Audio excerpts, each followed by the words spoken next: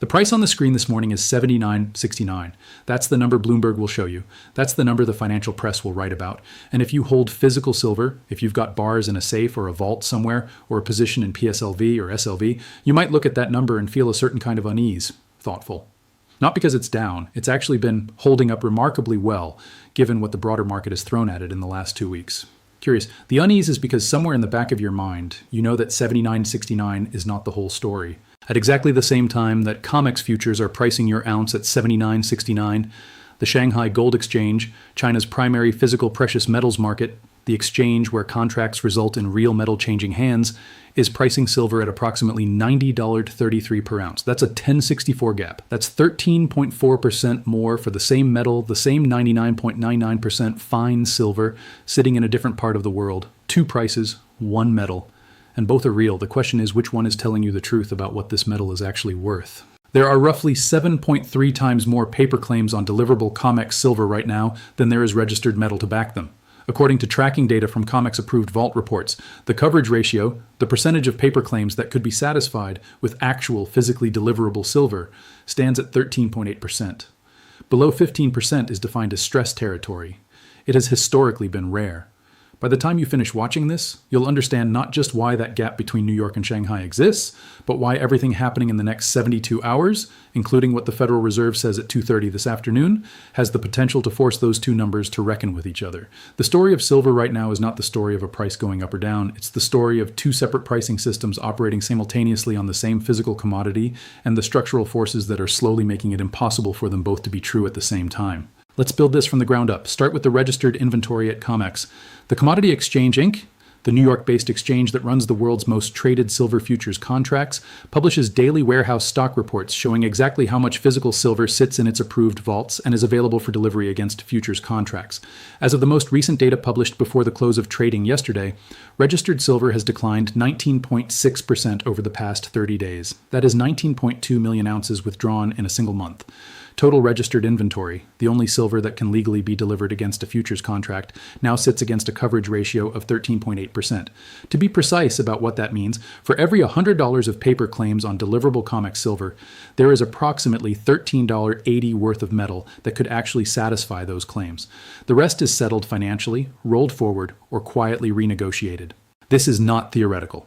Between January and late February of this year, COMEX delivered 86.4% of its then current registered inventory in just 60 days. That figure represents the highest 2-month delivery rate in exchange history. To put it another way, the exchange cycled through nearly its entire deliverable pool twice in approximately 8 weeks. When February's first notice day arrived on January 29th, 1,881 contracts, 37.3% of the entire month's delivery total, were assigned on a single day. Industrial users are no longer content to roll forward. They are taking the metal and walking out the door. Now hold that picture in your mind and travel to Shanghai.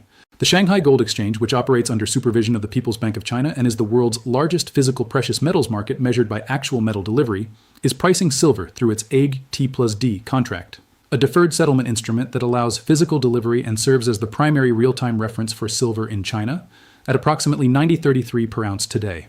That figure incorporates the exchange benchmark and the current premium over COMEX. The premium has been persistent and is widening. In December 2025, when Shanghai briefly spiked to a $6 to $8 premium, analysts called it extreme. Today it sits comfortably above $10.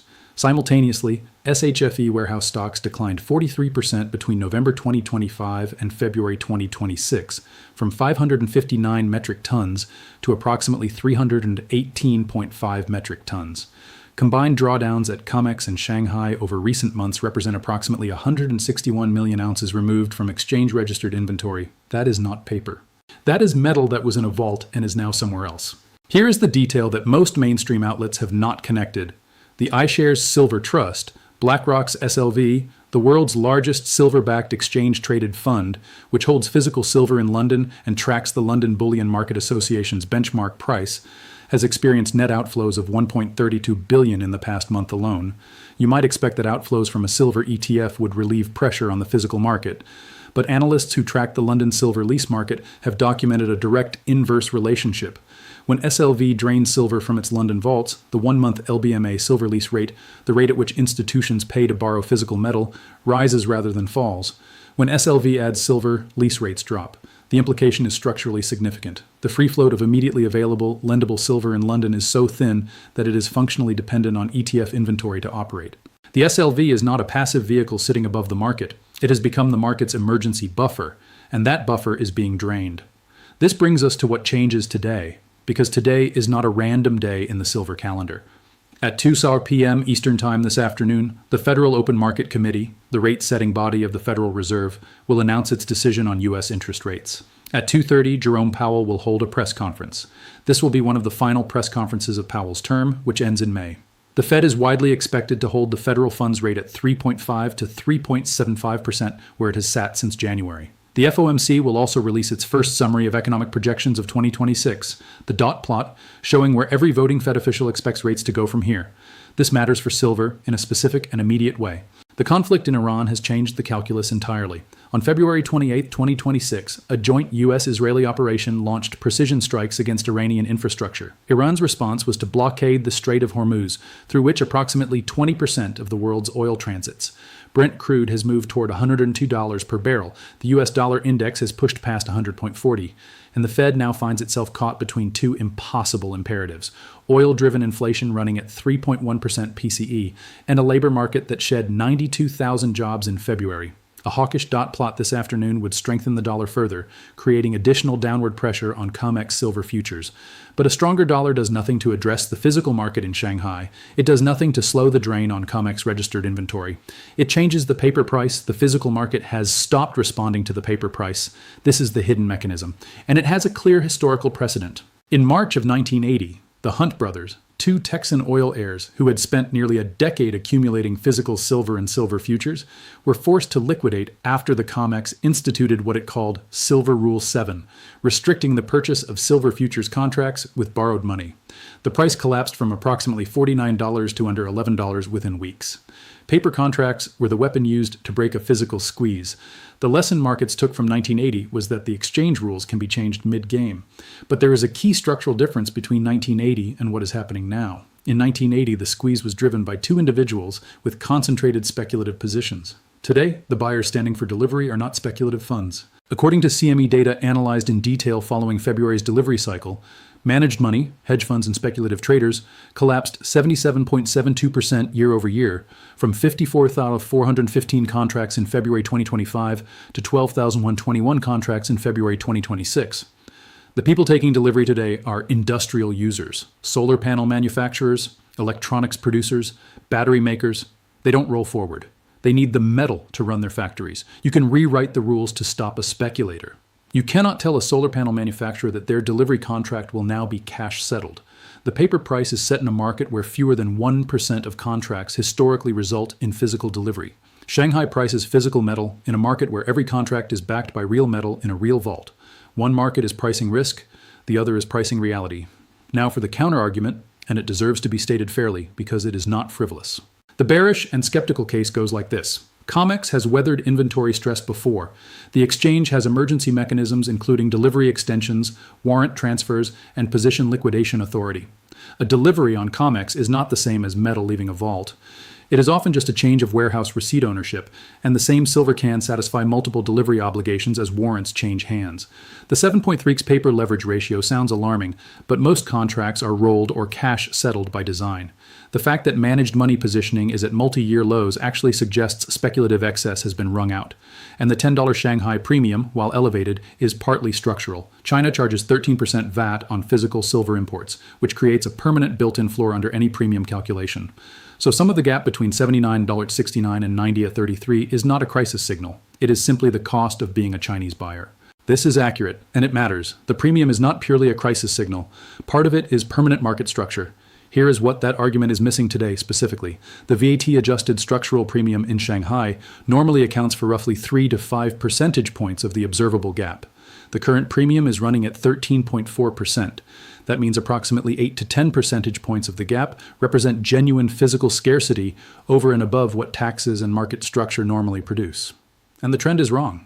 LBMA lease rates spiked to 34.9% in October 2025, a level not seen since the Hunt brothers crisis of 1980, and have remained elevated well above their pre-2025 baseline of sub 1%. The SLV outflow to lease rate correlation described earlier is a live signal, not a historical footnote. April 1st notice day is now 10 business days away, with 1,223 contracts representing 9.6 million ounces still open. Against registered inventory that has declined 19.6% in 30 days at a coverage ratio of 13.8%, April's delivery period will be the first real test of whether the March delivery stress was resolved or simply deferred. Here are the 3 specific things to watch over the next 48 to 72 hours. The first is Powell's press conference at 2:30 p.m. Eastern today. The specific language to watch for is any acknowledgement that the Fed is watching commodity market stress specifically, not just oil, but industrial metals. If Powell's statement or the dot plot signals that rate cuts remain off the table through mid-year, the DXY will likely extend its current strength above 100.40. That would widen the observable COMEX Shanghai price gap further because a stronger dollar compresses COMEX futures, while the physical Shanghai price continues to operate on its own supply-demand basis. A wider gap is the data signal that the structural divergence is accelerating, not normalizing. The second is tonight's CME Vault report, published at approximately 6 p.m. Eastern. If registered inventory continues its current decline and falls toward or below 80 million ounces before April's first notice day, which is now 10 trading sessions away, the arithmetic going into April becomes genuinely uncomfortable for anyone who is not already positioned for either delivery or roll. A figure at 80 million or below with 9.6 million ounces still in open April contracts would represent a coverage scenario where delivery demand from April alone consumes over 12% of what is left. The third is the Shanghai premium itself over the next 72 hours. The premium has recently been compressed slightly by the dollar's strength. A stronger dollar makes COMEX silver slightly more expensive in yuan terms, which mechanically tightens the gap. If the dollar strengthens further on a hawkish Fed signal today, but the Shanghai premium holds above $10, that is confirmation that Chinese physical buyers are paying a real and persistent premium that cannot be arbitraged away. If the premium starts narrowing aggressively toward $5 or below, that would suggest either a rapid increase in metal flowing from west to east or a moderation of Chinese demand, and the structural argument would need to be reassessed. None of these outcomes is certain. The silver market has a well-documented ability to confound the most rigorous structural analysis with sudden and violent moves in either direction, as anyone who watched January's price run from $90 to $121 and then back below $80 within a matter of weeks will confirm. The structural conditions are not a guarantee. They are a framework. What the data confirms is this. 2 genuinely separate price discovery systems are operating simultaneously on the same physical commodity. One is set in New York, primarily by paper contracts, at $79.69. The other is set in Shanghai, primarily by physical delivery at $90.33. The normal arbitrage mechanism that would close a gap of this size, buy metal in New York, ship it to Shanghai, capture the spread, is functioning, but not fast enough to close the gap. Silver is not a liquid. It cannot be teleported. It has to be refined, shipped, insured, and cleared. And while that process takes time, 19.2 million ounces are leaving COMEX registered vaults every month. The conclusion the evidence points toward is not that a crisis is imminent. It is more precise than that. The paper pricing system for silver is losing its authority to set the global price. It is not losing it dramatically or all at once. It is losing it gradually, one delivery notice at a time, one warehouse withdrawal at a time, one monthly deficit at a time, and has been doing so consistently since the Silver Institute first documented a structural supply deficit in 2021, now entering its 6th consecutive year. The London Bullion Market Association, the trade body that administers the global silver price benchmark, and the COMEX, the exchange whose futures contracts are used by every bank, every ETF, and every manufacturer in the world to hedge silver exposure, were built for a market where the paper and the physical were close enough that the paper price could discipline the physical price. That assumption held for decades. It held because enough metal was always available to bridge any temporary gap. The data published this week, the 13.8% coverage ratio, the 7.3x leverage, the 19.6% monthly inventory decline, the 10.64 Shanghai premium, describes a market where that assumption is being tested in real time today. Given that COMEX registered inventory has declined 19.6% in the past 30 days, and April 1st notice day arrives in 10 trading sessions, where do you think the COMEX Shanghai price gap sits when Powell's term officially ends in May? Drop your number in the comments. I'll pin the analysis that best accounts for both the physical and paper dynamics. April 1st notice day falls within the next 2 weeks. I'll have the vault data and open interest analysis published the evening before. Hit subscribe and turn on notifications. That is the one piece of data that will tell you in real time which direction this resolves. Everything you heard in this video is sourced from public data. CME Group vault reports, COMEX delivery records, Shanghai Gold Exchange benchmark prices, Federal Reserve statements, and ETF flow data. All of it is linked in the description. I'm not a financial advisor, and nothing here is investment advice. Every number I cited is checkable. The links are there. Verify it yourself. Make your own decisions.